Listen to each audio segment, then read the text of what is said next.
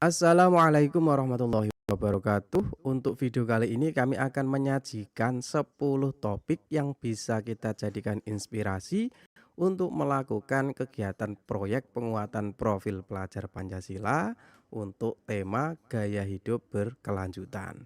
Topik-topik ini nanti tentu saja Bapak Ibu pilih-pilih mana yang cocok untuk SD, mana yang SMP, dan mana yang untuk SMA.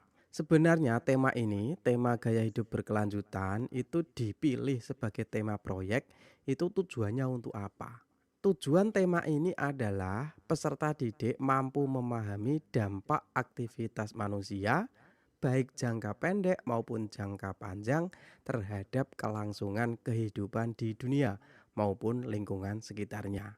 Peserta didik juga membangun kesadaran untuk bersikap dan berperilaku ramah lingkungan, mempelajari potensi krisis berkelanjutan yang terjadi di lingkungan sekitarnya, serta mengembangkan kesiapan untuk menghadapi dan memitigasinya. Tema ini ditujukan untuk jenjang SD atau MI, SMP atau MTS, SMA atau MA, dan SMK atau MAK atau sederajat. Jadi, ruang lingkup dari tema ini adalah tentang ramah lingkungan, tentang hemat energi, tentang bagaimana mendaur ulang sampah organik, serta tentang perubahan iklim. Nanti dalam melaksanakan proyek penguatan profil pelajar Pancasila, idealnya adalah menentukan tujuannya terlebih dahulu, baru nanti menentukan tema kegiatannya. Tetapi dalam prakteknya yang termudah adalah kita nanti menentukan temanya dulu, menentukan topiknya dulu, kemudian nanti kita mempelajari tentang alur perkembangan dimensi dari tema tersebut dan memilih tujuan-tujuan yang tepat. Jadi nanti untuk satu proyek bisa jadi dimensinya nanti lebih dari satu. Mungkin di kegiatan itu ada masuk dimensi bergotong royong, juga dimensi berpikir kritis misalnya. Nanti bisa masuk lebih dari satu dimensi. Untuk itu beberapa contoh yang kami berikan, yang pertama ini yang paling mudah ya Bapak Ibu, yaitu kegiatannya berupa kerja bakti. Kerja bakti membersihkan sampah di lingkungan sekolah maupun di lingkungan masyarakat. Jangan lupa bahwa nanti kegiatan ini sebisa mungkin yang merencanakan itu anak-anak Bapak Ibu, jangan fasilitatornya. Kita nanti hanya membimbing, mengarahkan, tetapi semuanya nanti biar anak terlibat, merasa dilibatkan supaya kegiatan berjalan dengan maksimal. Kemudian contoh kegiatan yang kedua adalah berupa kampanye sederhana, yaitu kampanye sederhana untuk memecahkan isu lingkungan. Misalnya cara mencegah kebakaran hutan atau cara mencegah banjir. Kampanye ini kegiatannya bisa dilakukan dengan cara penyuluhan atau siswa-siswi nanti membuat poster, membuat brosur, dan nanti menyebarkannya ke masyarakat atau melalui media sosial. Atau bisa saja dengan cara menjalin kerjasama dengan pihak terkait atau nanti bisa berupa penandatanganan petisi. Kemudian contoh yang ketiga adalah berupa mendesain sistem pengelolaan sampah. Mendesain sistem pengelolaan sampah untuk apa? Untuk mengatasi permasalahan banjir di lingkungan sekitar atau lingkungan satuan pendidikan. Kegiatannya misalnya nanti berupa membuat bak sampah untuk membedakan antara sampah organik dan anorganik. Kegiatan ini juga bisa dilakukan di lingkungan sekitar untuk mengkampanyekan kesehatan dan kebersihan.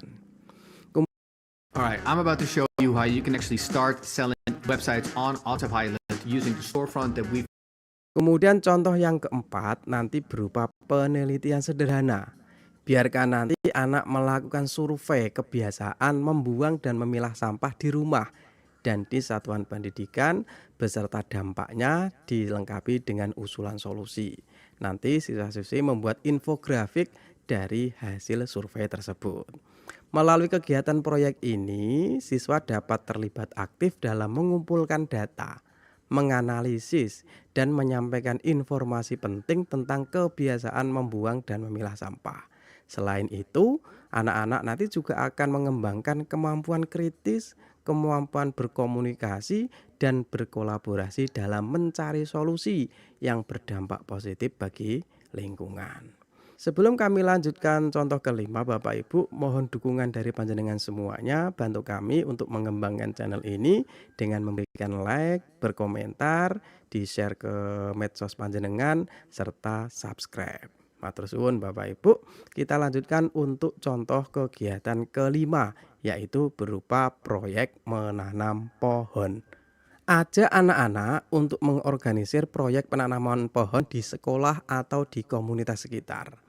Mereka dapat bekerja sama dengan organisasi lingkungan atau otoritas setempat untuk memilih lokasi dan tempat serta jenis pohon yang sesuai. Selain itu, nanti siswa juga dapat menyampaikan informasi tentang manfaat menanam pohon dalam mengurangi emisi karbon, meningkatkan kualitas udara, dan melindungi lingkungan. Kemudian contoh yang keempat berupa kerajinan daur ulang sampah. Dengan kegiatan daur ulang sampah ini, siswa akan belajar tentang pentingnya daur ulang, mengurangi limbah, dan mengembangkan keterampilan seni dan kerajinan tangan. Selain itu, mereka juga akan memahami bahwa sampah dapat diubah menjadi benda berguna dan indah melalui kreativitas dan inovasi. Kemudian contoh yang ketujuh, nanti anak-anak bisa membuat pupuk organik. Ini paling cocok dilakukan di daerah pedesaan di mana profesi mayoritas adalah petani. Melalui kegiatan membuat pupuk organik, siswa akan belajar tentang pentingnya pengelolaan sampah organik, lingkungan, dan pertanian berkelanjutan. Mereka juga akan merasakan dampak positif dari praktek ini saat melihat hasil pertumbuhan tanaman yang lebih baik dengan menggunakan pupuk organik yang mereka buat sendiri. Kemudian contoh yang kedelapan ini ada hubungannya dengan peternakan, yaitu membuat maggot atau cacing. Bapak Ibu mungkin ada yang asing dengan kata maggot. Maggot ini adalah larva yang dihasilkan oleh lalat hitam. Ini baik sekali untuk makanan ternak, baik itu ayam maupun ikan. Melalui kegiatan ini, siswa akan belajar tentang pentingnya pengelolaan sampah organik, konsep daur ulang, serta peran larva lalat hitam dalam pengomposan limbah. Mereka juga akan merasakan dampak positif saat melihat hasil pupuk yang dihasilkan dan manfaat maggot bagi ternak. Kemudian contoh yang kesembilan misalnya nanti adalah berupa audit energi sekolah. Ajak siswa untuk melakukan audit energi di sekolah mereka. Mereka dapat mengidentifikasi sumber-sumber pemborosan energi seperti pencahayaan yang tidak efisien, penggunaan peralatan listrik yang berlebihan, atau kurangnya isolasi pada bangunan. Berdasarkan temuan mereka, nanti siswa-siswi dapat mengusulkan langkah-langkah untuk mengurangi konsumsi energi di sekolah dan menciptakan kesadaran akan hemat energi. Kemudian contoh yang terakhir, ini mungkin sulit Bapak Ibu, yaitu penggunaan energi terbarukan di sekolah. Ajak siswa untuk merancang dan melaksanakan proyek penggunaan energi terbarukan di sekolah. Mereka dapat memasang panel surya atau turbin angin mini atau sistem pemanas air matahari di sekolah. Selama proyek, siswa dapat mempelajari manfaat energi terbarukan dan dampaknya terhadap lingkungan serta mengukur dampak penggunaan energi terbarukan terhadap pengurangan emisi karbon di sekolah.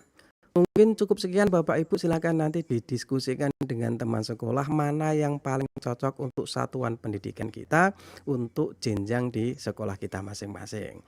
Jangan lupa di like ya Bapak